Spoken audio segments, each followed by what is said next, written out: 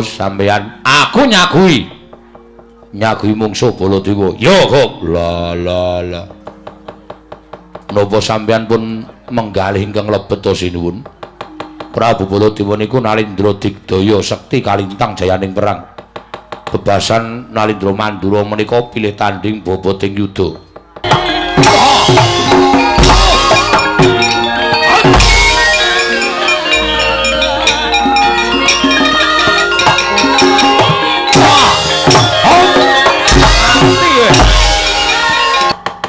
Ora ana sing mundur saka negara Indrawati aja kandosa. Gedhe cilik tuwana tak babati dening Baladewa. Gawe-gawe negara Indrawati padha karo wani Ranata Mantra Prabu Baladewa. Minggat! Minggat to! Minggat to cangkemmu kaya torong ning kono minggat to! Nggih. Tumbak kowe kena jemparing kowe mati. Nggih. Kono ge wis lunga? Nggih, ora ndek cangu. Njaluk dit aku. Aku ora ngowo dit. Arep tok tuku apa? Nggo tuku mimi. Cah cilik. Elak. Arep ngombe apa? Teh apa? Mah. Kopi? Ait. Lah apa? Susu. Susu? Susu kirik doyan.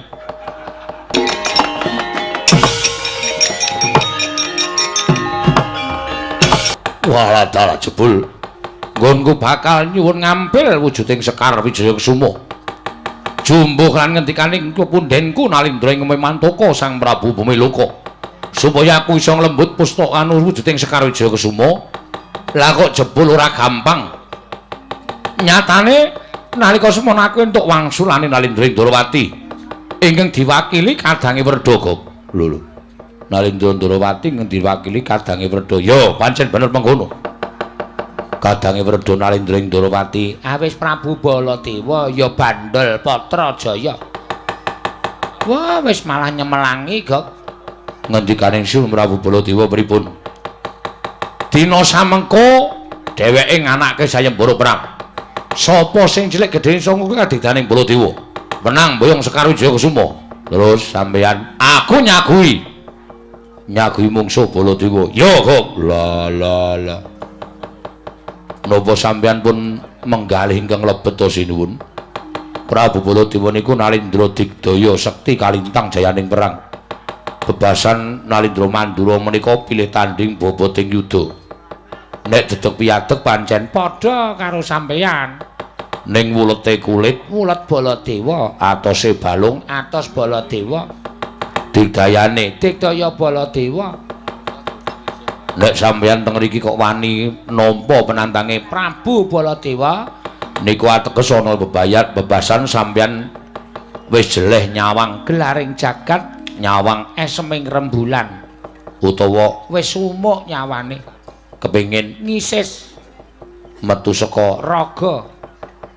Ateges sampeyan kepengin tilar donya utawi almarhum Baladewa ampuh. Niku duwe kekuatan loro, siji Alugara, loro Kyai Nenggala. Niku tamakke Gunung Jugruk segara asat. Neming sampeyan wah ora mangga puliya. Mesti bakal lebur tumpur tanpa dadi. Tinimbangane aku bali dipateni karo Prabu Bumiloka. Luwung aku mati nang negara Ngamarta malah ora kawanguran dening sapa wae, Gok. Mula wektu dina iki arep tak jajal ora Baladewa. Yen pancen kirane aku kalah tak sorohake patiku tinimbangane bali ming dicenges sarta dicedha dening kawula sak negara ing Mantaka. Nggih nek wonten kersanipun monggo mawon. Pati punten timbane ngadhawuh jajaran dhisik Wadyabala negara ing Ndrawati. Yen pancen kowe ora iso ngungkuli kadidane wong Ndrawati mundura ingsun pribadi kebakal mung maju nang babaratan niki ngestaken dawuh nyuwun pamit jinuwun.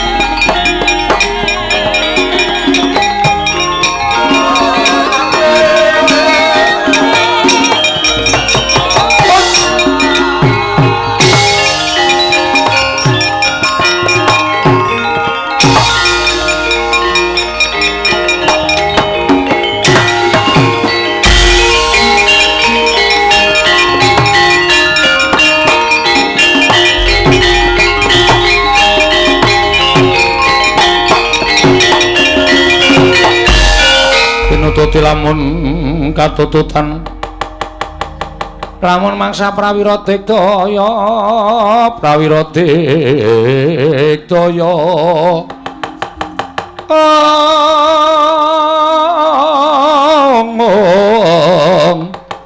Ranggana magawi gelar ira wang-wang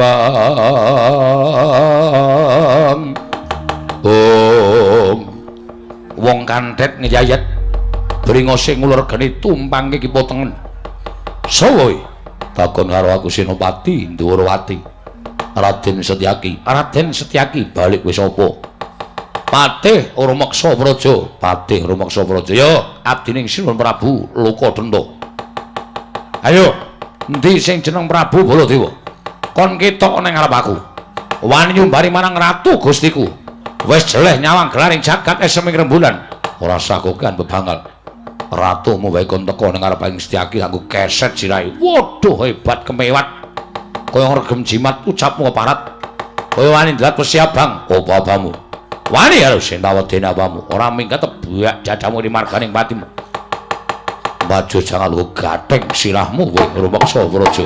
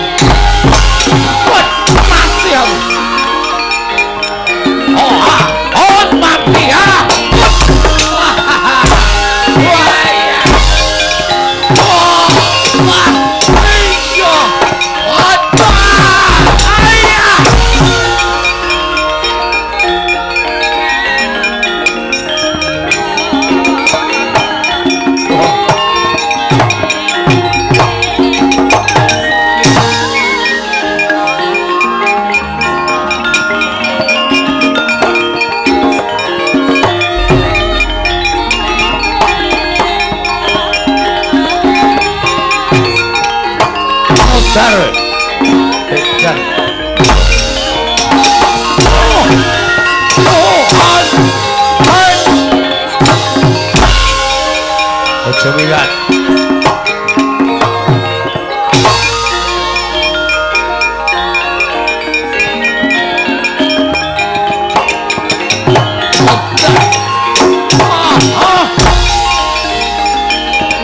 Mati kowe.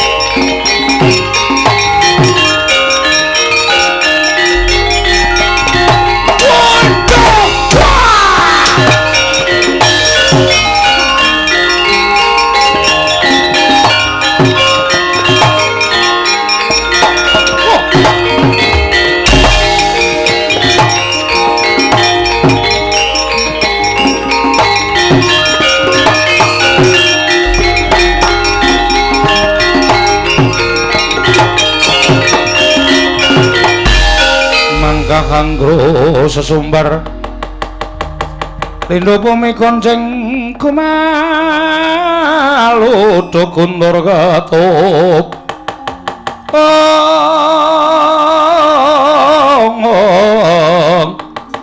Lumembak penyukang kumambang Dosang Wisnu Bathara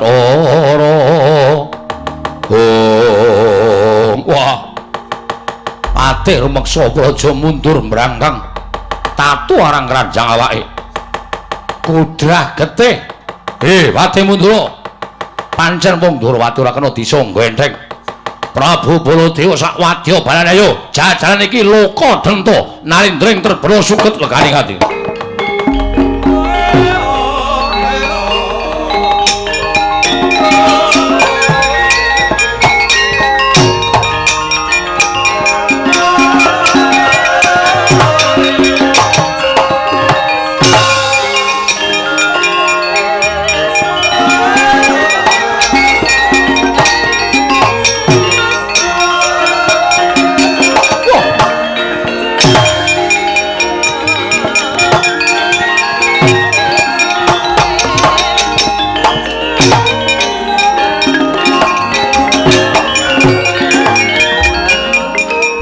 Satria Cendhek Raden Setyaki kowe Lokadenta dasar Baranyata ayo endi Prabu Baladewa ora usah nyumbari Koko Prabu Setyaki yen pancen kowe bisa sirnakno kowe iso nyirnakke Setyaki kelakon ketemu karo Kanjeng Prabu Mandura Pabu kowe ming sakilan garwane karo Prabu Lokadenta sasat timun mungsuh duren rasa kukian gunung tanpa gunung sing dadi nyatane pecah silahmu banget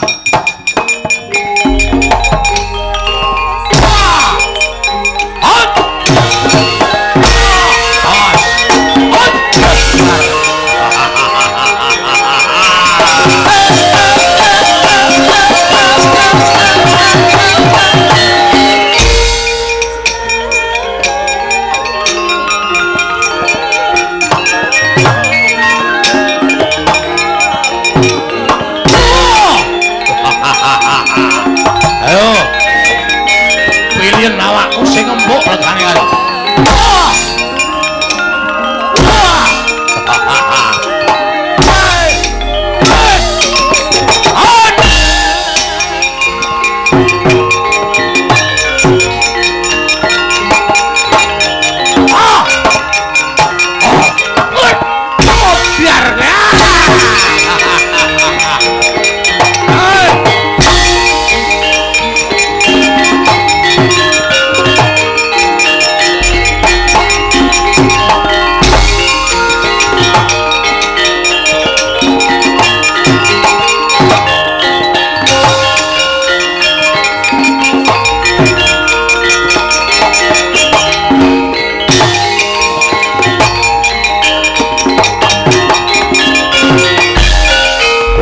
Rasa guneman sing akeh-akeh.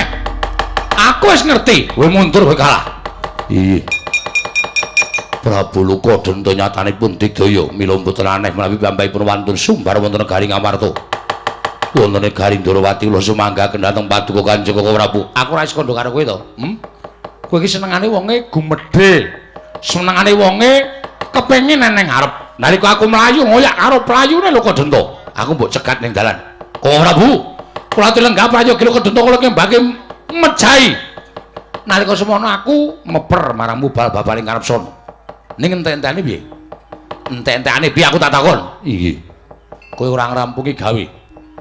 Senopati Ndarawati sing jeneng Senyaki ora ngrampungi gawe mungsuh Loka Denta wae kalah. Iya kula nyuwun pangapunten. Sesuk meneh ora usah dadak gumedhe. Mikira trajane Dewata Pedi.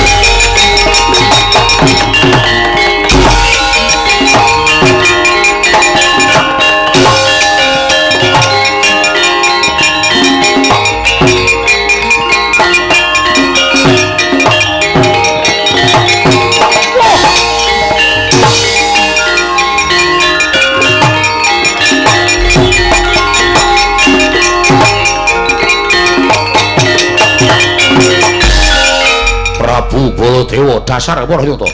Kowe sing tak andeni iki ketok. Bola wis ketok. Arep ngopo? Baladewa wis ketok ning ngarepmu arep ngopo? Nuhune marang sayembara ingkang mbok ucapake ning jroning Datul Negara Ndarawati. Sapa sing cilik gedhe iso ngulung ditaring Baladewa. Menang boyong Sekar Wijaya Kusuma. Bagus, bagus kowe wong kendel. Najan kowe ijen tanpa ruang. Najan kowe ora nggawa wadyabala nang kowe wani nantang marang Natamantra Prabu Baladewa. Kowe wani ngleboni sayembara Natamantra Prabu Baladewa. Ayo, ning kene ditemtokke. Kowe apa aku sing tengane pati? Kene marganing pati. Ayo, gak cocok. Kowe yang cangkem kowe keparat. Wah. Mati. Ayo, mato sastra Cendra Patra. Kene kowe. Jaluk kaki para piye kowe. Ayo, Baladewa.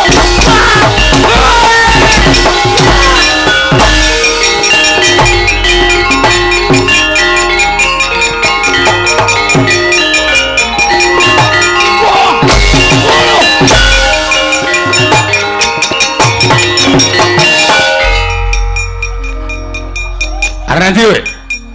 Ardi. Boten tong pundi. Ayo mengo. Mengo. Nggih. Apa kowe sing jenenge Togok? Iya. Apa kowe sing jenenge Togok? Nggih, leres. Kok sampean mriso? Ujare wong akeh boten nyebutake Togok iki cangkeme sak ember. Cangkemmu marah patang dim ngono. Nggih. Kowe ngentoki ratu Gustimu kae? Nggih. Kon bali. Nun. Kon bali. Kula pun elek-elek. Ning mboten tau digugu. Kula kene wangsul. Ayo ora wis. Nggih. Gawe wis kono gawe mung putra. Nggih, ngestaken dawuh. Ora ono sing mundur saka negara Ndarawati aja kandosa. Gedhe cilik tuwa tak babati dening Baladewa. Gawe rame negara Ndarawati padha karo wani Natamantra Prabu Baladewa. Minggat. Minggat to. Minggat to cangkemmu kaya torong ning kono minggat to.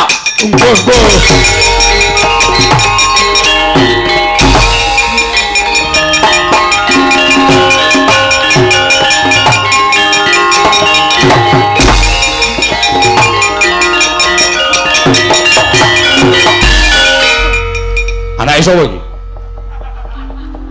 Anake sapa ning kene iki? Kowe iki wong tuwa apa bocah? Wong tuwa apa cah cilik? Ola cah cilik. Cah cilik? Cah cilik. Kok ora sekolah? Play. Play apa? Hari libur nasional. Hari libur nasional? Nggih. Dolan karo kanca-kancamu aja ning kene, engko ndak kena pedhang kesambet. Tumbak kowe kena jemparing kowe mati. Nggih. Kena gawe wis lunga? Nggih, ora ndek cangu. Njaluk dit aku. Aku ora ngowo dit. Arep tak tuku apa? Nggo tuku mimi. Cah cilik. Elak. Arep ngombe apa? Teh apa? Mah. Kopi? Ait. Lah apa? Susu. Susu? Susu kirik doyan. Kono mundur kono minggat. Mundur aja melu-melu kowe bayi wingi sore kowe. Lho kok brengosen to iki? Iki brengosen to iki? Kowe iki wong tuwa apa bocah? Cilik. Cai kok brengosen ngapusi. Aku wong tuwa.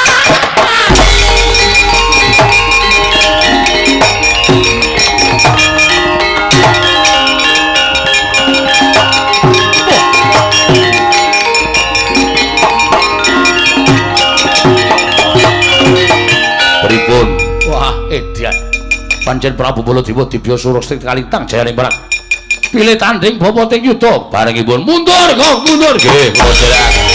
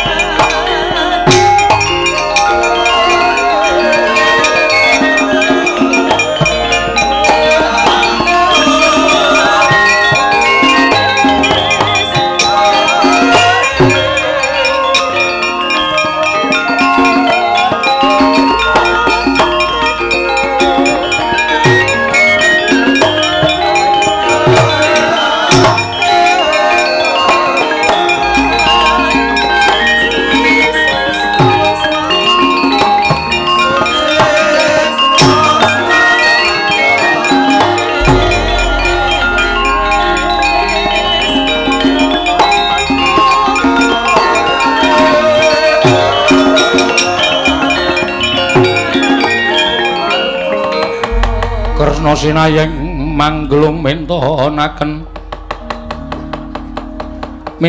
Dewi Kramanira kang kumitraning asta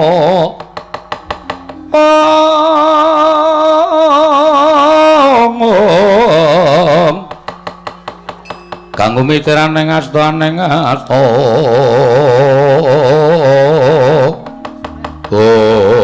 Koko Prabu. Nggih.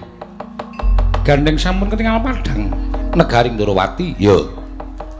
Mila dinten samangke daya-daya ingkang ngrayi badhe budal dhateng Saptawarga. Lho, janjimu piye? Pun Kakang mbok keparengake nderek marang tindake Kyai Prabu Kresna.